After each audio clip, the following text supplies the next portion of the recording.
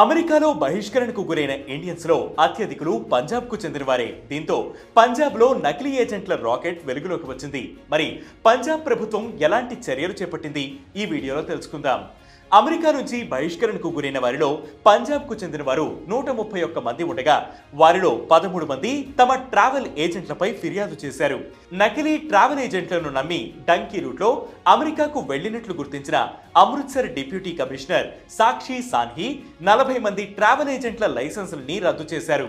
జలంధర్ జిల్లాలో లైసెన్సులని రెన్యువల్ చేసుకుని 271 మంది ట్రావెల్ ఏజెంట్లకు ప్రభుత్వం షోకాజ్ నోటీసులు జారీ చేసింది.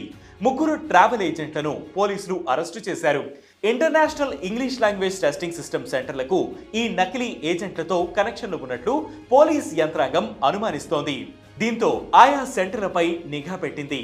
సబ్ డివిజనల్ మెజిస్ట్రేట్స్ ట్రావెల్ ఏజెంట్లు, ఇమిగ్రేషన్ కన్సల్టెంట్లు డాక్యుమెంట్లను తనిఖీ చేయాలని, ఏమైనా తప్పుగా జరుగుతున్నట్లు గుర్తిస్తే జిల్లా పోలీస్ డిప్యూటీ కమిషనర్ కార్యాలయానికి ఇన్ఫార్మ్ చేయాలని ఆదేశాలు జారీ అయ్యాయి.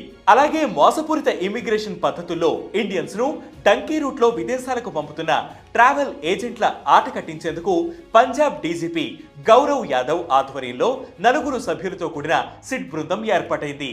అమెరికా నుంచి బహిష్కరణకు గురైన వ్యక్తులకు, ఏజెంట్లు, సంస్థలకు సంబంధించిన సమాచారాన్ని బాధితులు ఆ బృందానికి చేరవేస్తే వారిపై చర్యలు తీసుకుంటామని తెలిపారు. కాగా గడిచిన 3 ఏళ్లలో పంజాబ్ లో ట్రావెల్ ఏజెంట్లపై 3225 కేసులు నమోదవగా వాటిలో 1100కు పైగా కేసులు Punjab prevention of human smuggling act 2012 కింద నమోదయ్యాయి.